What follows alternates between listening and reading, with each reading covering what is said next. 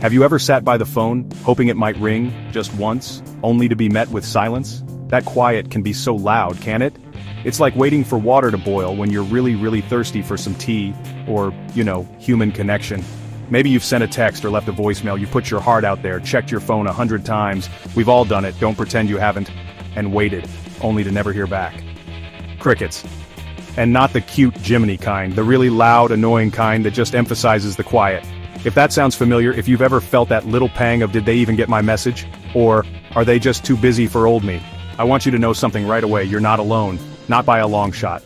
So many grandparents today feel like their grandkids are living in a different universe, maybe on a different planet, possibly one with questionable Wi-Fi, but definitely one that feels light years away. It's a world spinning at 1,000,000 miles an hour, isn't it? It's a universe filled with fast-moving trends that change before you've even figured out what the last one was. I still don't understand why everyone was eating Tide Pods and now they're onto something else. It's filled with glowing screens that seem permanently attached to their hands, and so much noise, so many notifications and pings and dings, that sometimes the quiet, steady voice of family can get drowned out. But here's the good news, we're going to turn down that noise and dial up the connection. And it's easier than you think. Alright, let's dive into our first way to reconnect, and it involves something many of you might be a little hesitant about, or maybe a lot hesitant. Maybe you'd rather wrestle a bear or try to assemble flat-pack furniture without the instructions. I'm talking about meeting them online. Now hold on, don't click away. I can hear the groans from here. You're thinking, Ellen, I can barely work the TV remote. How am I supposed to navigate the internet jungle? I get it, I really do. But here's the thing. You don't have to become a TikTok star overnight. You don't need to start doing viral dances in your living room. Unless you want to, then please send me the video because that sounds amazing. You don't have to learn all the lingo or start using hashtags like #grandmagoals or #blessedbymygrandkid, though again, if you want to, go for it. This isn't about becoming an influencer, it's about being a grandparent, just, with Wi-Fi. The goal here is simply to be present in their world, even if it's just a tiny corner of it. Think of it like this. If they were playing in the park, you'd go watch them, right? You'd wave, you'd smile. Their online world, for better or worse, is one of their parks. So, popping in to say hi can mean the world. It's about showing them you're interested in what they're interested in, even if what they're interested in is a video of a cat playing a tiny piano. So what does this being present look like? It can be as simple as liking a photo they post. You see a picture of them, maybe with their friends, maybe of their dog, maybe of a particularly artistic sandwich they made. Just hit that little heart button. That's it. It's a digital thumbs up, a virtual pat on the back. It says, I see you, and I'm thinking of you. And who doesn't like to know that? Or if you're feeling a bit more adventurous, you could leave a sweet comment. Something simple like, that's a great picture. Or, looks like you're having fun. Or, your hair looks fantastic. Did you do something different? The kind of lovely things you'd say in person. No need for essays, no need for deep philosophical insights, just a little sprinkle of grandma or grandpa magic in their comments section. It's like a little digital hug. These small gestures, these tiny little clicks and taps can plant the seed for a stronger connection. It's like leaving a little breadcrumb trail that says, I'm here, I care. And sometimes those breadcrumbs lead them right back to you. It shows them you're making an effort to understand their world, and that speaks volumes. It's not about mastering the technology, it's about mastering the art of showing up.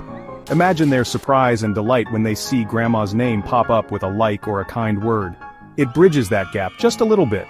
It reminds them that even though you might not be fluent in emoji, you're fluent in love, and that's a language everyone understands. It's like sending a little postcard from your heart, directly into their digital mailbox. And who knows, it might even make them laugh.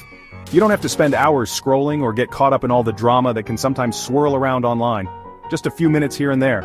Think of it as a quick, friendly wave from across the digital street. It's a way to stay visible, to stay relevant in their lives without having to, learn how to floss the dance, not your teeth. Though you should definitely still floss your teeth. That's important. The beauty of this is its simplicity. It's a low-pressure, high-reward situation. You're not asking for anything in return. You're just offering a little bit of your attention and affection. And in a world where everyone is vying for attention, that genuine, unconditional like from you can feel pretty special. It's a quiet way of saying, I'm still your biggest fan. So, my challenge to you is this. If your grandkids are on social media, find one photo, just one, and give it a like. Or leave one small positive comment. That's it. Dip your toe in the digital water. You might be surprised how warm it is, and how much that little ripple can mean to them. And who knows, maybe they'll even like you back. Now, for our second tip, we're going completely old school. We're talking paper pens, stamps, remember those sticky little squares? It's time to rediscover the magic of sending handwritten letters. I know, in a world of instant messages and emails that arrive before you've even finished typing them, a letter might seem as ancient as, well, me on a Monday morning before coffee. But trust me on this one, there's something incredibly special about receiving a letter in the mail. It's tangible. You can hold it, you can see the handwriting, you can even smell the paper. I hope it smells nice, maybe like cookies, not like, mothballs. It's a piece of you that travels through time and space to land in their hands. It's not just pixels on a screen, it's personal, it's thoughtful, and it stands out. These letters don't need to be long or poetic. You don't have to be Shakespeare or Elizabeth Barrett Browning. Unless you are, in which case, wow, that's impressive. But for the rest of us, simple is perfect. You could write about a funny memory you have of them when they were little. Maybe the time they tried to help you bake and ended up wearing more flour than the cake. Those little anecdotes are gold. Or, you could include an old photo. Dig through those shoe boxes. I know you have them. Find a picture of you when you were their age, or a picture of their parents as kids. It's a little window into the past, a connection to their roots. You could even write a little caption on the back, explaining who's in it or what was happening. It's like a mini history lesson, but way more fun. And here's a fun idea. Add something silly. A joke you heard, a comic strip you cut out from the newspaper, if you still get one of those ancient scrolls, or even just a funny doodle in the margin. Laughter is a fantastic connector. Or, and this is a classic for a reason, include a small surprise like a $5 gift card with a little message like, buy yourself a treat, Grandma's orders. Who can resist Grandma's orders? Especially when they involve treats. The very act of writing a letter shows you took time, you put in effort. It wasn't just a quick tap send. You sat down, you thought about them, you chose your words. That care and attention shines through. It's a message that says, you are important enough for me to do this. And in our fast-paced world, that kind of dedicated attention is a rare and precious gift. Think about the journey that letter takes. From your mailbox to theirs, it's a little adventure. And for your grandchild, finding that envelope with their name on it in your handwriting amidst all the bills and junk mail, it's like finding a little treasure. It's unexpected, and that's part of its charm. It's a moment of joy in an otherwise ordinary day. These letters can become cherished keepsakes. I bet many of you have letters from your own grandparents or parents tucked away somewhere safe. They're tangible links to the people we love, something to hold on to and reread. A text message might get deleted or lost in the digital ether, but a letter, that has staying power. It can be a comfort, a reminder of love, years down the line. Don't worry about perfect handwriting or grammar. Seriously, the charm is in its authenticity, its handwriting, words. That's what makes it special. If you make a mistake, just cross it out and keep going. It's not an English exam, it's a message from the heart, and hearts are notoriously messy and imperfect, and that's what makes them beautiful. So, find some nice stationery, or just a plain piece of paper. Grab a pen that feels good in your hand and just start writing. Tell them about your day, ask about theirs, share a little piece of your world. It doesn't have to be groundbreaking news, just a little hello, a little thinking of you, sent the old-fashioned way. You might be surprised how much they appreciate that stamp of love. Chapter 3. Stirring up love, your secret recipe for connection. Warning, may cause deliciousness. Alright, let's move on to something that involves a little bit of deliciousness, a dash of tradition, and a whole lot of love. Our third tip is to share a recipe. Yes, become a culinary guide from afar. Think about it, food is so much more than just fuel. It's memory, it's comfort, it's family. And sharing a recipe is like passing down a little piece of your heart, one ingredient at a time. Ask them to recreate one of your signature dishes. You know the one I'm talking about. Maybe it's something they absolutely loved as a kid. Your special Sunday stew that simmered all day. Those holiday cookies that disappeared faster than you could bake them. Or that amazing apple pie that only you could make just right, with the perfect flaky crust. We all have that one dish that instantly transports us back to a happy time. Now here's where the fun really starts. Don't just send the recipe typed out neatly, though that's a good start. Add a little challenge. Frame it playfully. Say something like, alright hotshot, I've heard you're pretty good in the kitchen these days. Think you can pull this off better than me? The legendary Your Name's dish name. The gauntlet has been thrown. A little friendly competition can be a great motivator. And invite them to document their culinary adventure. Ask them to send you a photo of their creation. The good, the bad, and the slightly burnt. Or, even better, suggest they FaceTime you while they're in the process. Especially if they get stuck, or just want to show off their stirring skills. Imagine being their virtual sous chef, offering tips and encouragement from your own kitchen. It's like a cooking show, but with more love and probably more laughter. This isn't just about the final product, whether it's a culinary masterpiece or a hilarious kitchen catastrophe. It's about the shared experience. It's about them thinking of you as they measure the flour, as they remember the smell of that dish in your home. It's a way to be present in their kitchen, even if you're miles away. It's a connection forged over stovetops and mixing bowls. Sharing a recipe can also be a wonderful way to spark conversations about family history and traditions. Maybe that recipe was passed down to you from your own grandmother. You can share that story along with the ingredients. This was your great-grandma's secret for a happy life. And a really good meatloaf. It adds another layer of meaning and connection to the whole experience. And think of the pride you'll feel when they send you that picture, or when they tell you, "Grandma, it tasted almost as good as yours."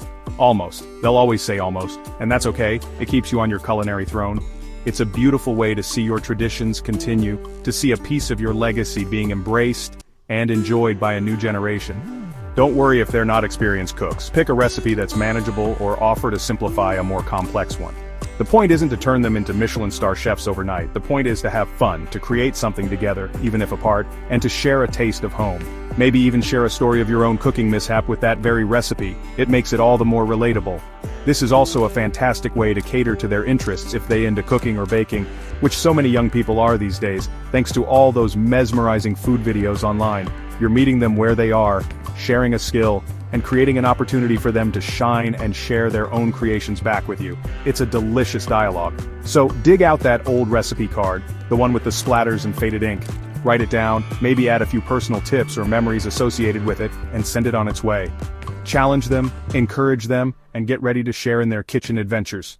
It's a recipe for connection that's guaranteed to be a hit, and who knows, you might even get a taste of their version someday.